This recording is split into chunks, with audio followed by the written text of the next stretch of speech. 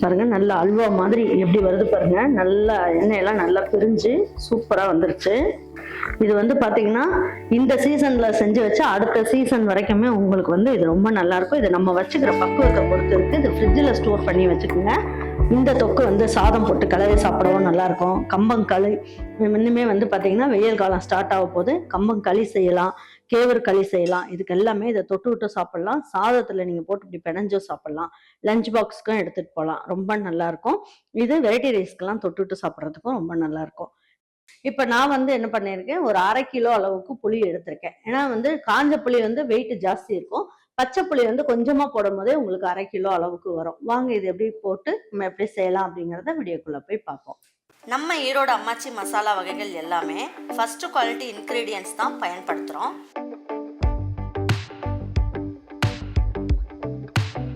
வாங்குற பொருட்கள் எல்லாமே முறையாக ஜலிச்சு பொன் வறுவலாக வறுத்து சரியான பதத்தில் அரைக்கிறோம். அரைச்ச மசாலாவை நல்லா ஆற வச்சு மறுபடியும் ஜலிச்சு சரியான அளவில் பேக் பண்ணி உங்கள் வீட்டுக்கே சேஃப் அண்ட் செக்யூர்டாக டெலிவரி பண்ணுறோம். நம்ம மசாலா வகைகள் மற்றும் சத்து மாவு, ரெடிமேட் இட்லி மாவு, இடியாப்ப மாவு எல்லாமே நீங்கள் வாட்ஸ்அப் மற்றும் வெப்சைட்டில் ஆர்டர் பண்ணி வாங்கலாம். இதில் ரொம்ப முக்கியமான விஷயம், இது full and full pure homemade masala. நம்ம எல்லாருக்குமே ஆரோக்கியம் தானேங்க முக்கியம். பாருங்க, புளியை எடுத்துட்டு வந்த உடனே நான் என்ன பண்ணேன், தண்ணியில போட்டு ஒரு 10 நிமிஷம் அப்படியே விட்டுட்டேன். அப்பதான் மேல இருக்க அந்த அழுக்கெல்லாம் போகும். அதுக்காக இப்ப நம்ம அந்த சப்போஸ் கொஞ்சம் வந்து நல்லா முத்தன புளியா இருந்தது, இந்த மாதிரி செங்காயா இருக்கிறது அப்படின்னா தண்ணியில போட்ட உடனே இந்த ஓடு எல்லாமும் நமக்கு வந்துடும். அந்த மாதிரி ஓடு வந்துருச்சு அப்படின்னா ஓட்டை வந்து நீங்க பிச்சை எடுத்துடலாம். இந்த மாதிரி இருக்கிறது வந்துடும். ஒரு இது பாருங்க, இது ரொம்ப சின்ன பிஞ்சா இருக்கு, இதெல்லாம் உங்களுக்கு வராது. அதனால நம்ம என்ன பண்ணலாம், அப்படியே உடைச்சு நம்ம வந்து சட்னி அரைக்கிறதுக்கு போட்டுக்கலாம். இது எல்லாமே தோல் வந்து உங்களுக்கு வதக்கும் போதே வெந்துடும். அதனால நம்ம அப்படியே சேர்த்துக்கலாம். ரொம்ப ஹார்டா இருக்கிறது மட்டும் நம்ம வந்து என்ன பண்ணலாம், மேல முடிஞ்சா அதை வந்து சுரண்டி எடுத்துக்கலாம். அப்படி இல்லைன்னா அப்படியே சேர்த்துக்கலாம். ரொம்ப நல்லா இருக்கும். இந்த மாதிரி செம்பழமா இருக்கிறதெல்லாம் இந்த மாதிரி தண்ணியில கொஞ்ச நேரம் போட்டிங்கனாலே நல்லா அப்படி வந்துடும்.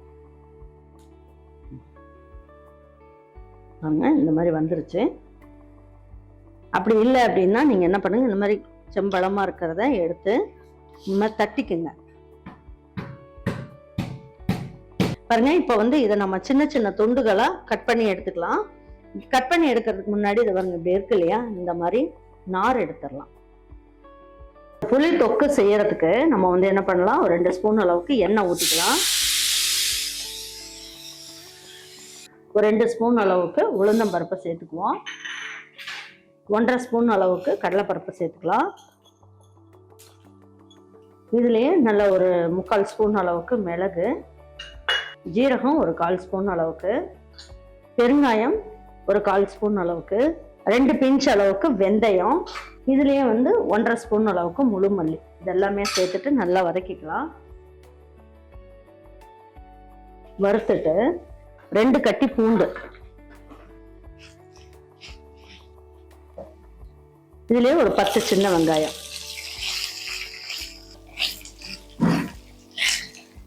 பாருங்க இதுலயே மல்லி இலை கொஞ்சம் போட்டுக்கலாம். நல்லா வாசனை கொடுக்கும். இந்த புளிக்குன்னு ஒரு வாசனை கிடையாது, ஆனா அந்த மல்லி இலையெல்லாம் சேர்க்கும் போது நல்ல ஒரு வாசனை இருக்கும். ஒரு 4 இனுக்கு அளவுக்கு கருவேப்பிலை அதையும் சேர்த்து இந்த இதுல இருக்க தண்ணி எல்லாம் இல்லாம நல்லா வதக்கிடலாம்.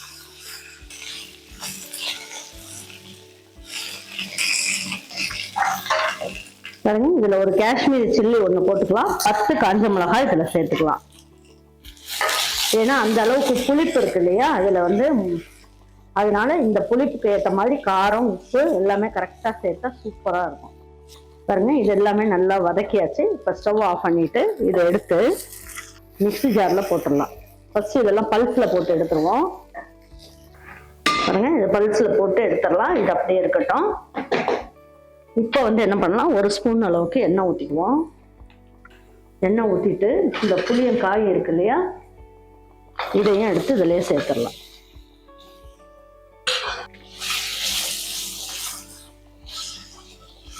அதாவது ஓடு வர்றதெல்லாம் ஓடு எடுத்துருங்க. ஓடு வராம ரொம்ப பிஞ்சா இருக்கிறதெல்லாம் ஓடு வராது. அது நல்லா வதக்கிட்டீங்கனாலே உங்களுக்கு வந்து அது நல்லா வெந்துடும். பாருங்க, இப்ப வந்து என்ன பண்ணலாம், இதுல கொஞ்சமா உப்பு சேர்த்துக்கலாம். இந்த சைடு இதுக்கு தேவையான அளவுக்கு உப்பையும் சேர்த்துருவோம். இதை பல்ஸ்ல போட்டு வந்துடலாம். பாருங்க, இதெல்லாம் இந்த அளவுக்கு நல்லா வதக்கியாச்சு. இந்த அளவுக்கு வதக்கினா போதும். இப்ப இதை எடுத்து ஒரு தட்டுக்கு மாத்திக்கலாம்.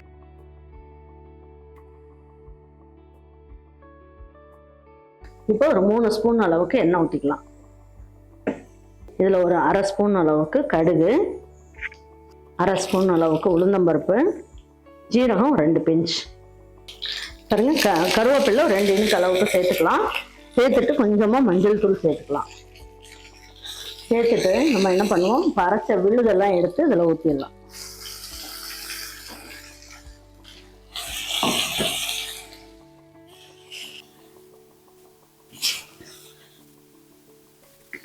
பாருங்க, இப்ப இந்த புளி எல்லாம் வதக்கி வச்சிருக்கோம்ல, இது நல்லா ஆறிடுச்சு. இதையும் நல்லா நைஸா அரைச்சிட்டு வந்துடலாம்.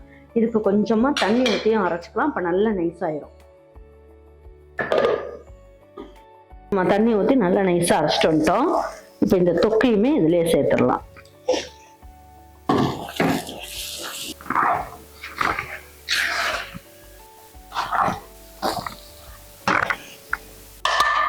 பாருங்க, இதுல கொஞ்சமா தண்ணி ஊற்றி இதுல ஊற்றிடலாம்.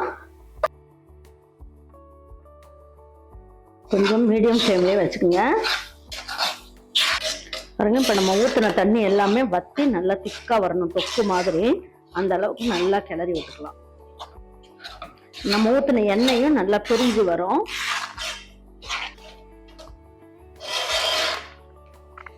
பாருங்க, எண்ணெயெல்லாம் நல்லா பிரிஞ்சு வர வரைக்கும் அப்படியே இருக்கட்டும். நல்லா வதக்கி எடுத்துடலாம். இப்போ நம்ம ஊற்றின தண்ணி எல்லாமே நல்லா சுண்டிடும். இது நல்லா ஃப்ரிட்ஜில் ஸ்டோர் பண்ணி வச்சுட்டு சாதம் போட்டு சாப்பிட்றதுக்கு அருமையாக இருக்கும்.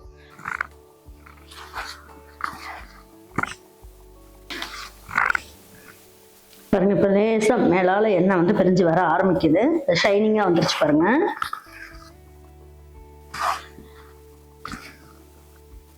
பாருங்க, இந்த ஓரங்கள்ல எல்லாம் பாத்தீங்கன்னா நல்லா புளி தொக்குல எண்ணெய் வந்து பிரிஞ்சு வர ஆரம்பிக்குது.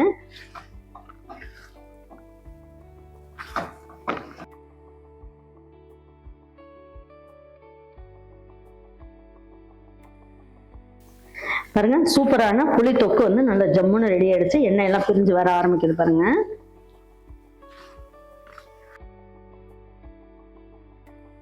பாருங்க, நல்ல அல்வா மாதிரி எப்படி வருது பாருங்க. நல்லா எண்ணெய் எல்லாம் நல்லா பிரிஞ்சு சூப்பரா வந்துருச்சு.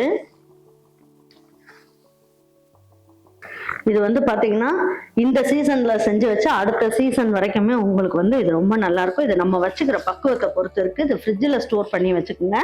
வச்சுட்டீங்கன்னா ரொம்ப நல்லா இருக்கும்.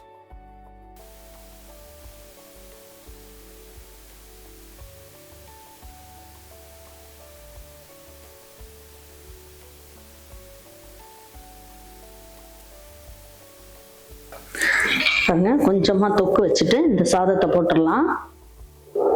போட்டு இதில் நீங்கள் பிணைஞ்சு சாப்பிட்டாலும் சாப்பிடலாம். அப்படி இல்லைன்னா கம்பங்கூழ் இதெல்லாம் செஞ்சோம்னாலும் இதை வந்து தொட்டுக்கிட்டு சாப்பிட்றதுக்கு ரொம்ப நல்லா இருக்கும். இதை சாதமும் கட்டி நீங்கள் வந்து லஞ்ச் பாக்ஸுக்கும் எடுத்துகிட்டு போகலாம். இந்த தொக்கு வந்து ரொம்ப நல்ல டேஸ்ட்டாக சூப்பராக இருக்கும்.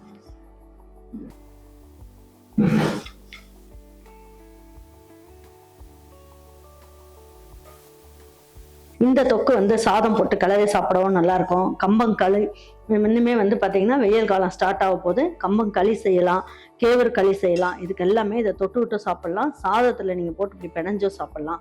லஞ்ச் பாக்ஸுக்கும் எடுத்துகிட்டு போகலாம். ரொம்ப நல்லா இருக்கும். இது வெரைட்டி ரைஸ்க்கெல்லாம் தொட்டு விட்டு சாப்பிட்றதுக்கும் ரொம்ப நல்லா இருக்கும். கண்டிப்பாக நீங்கள் ட்ரை பண்ணி பாருங்கள்.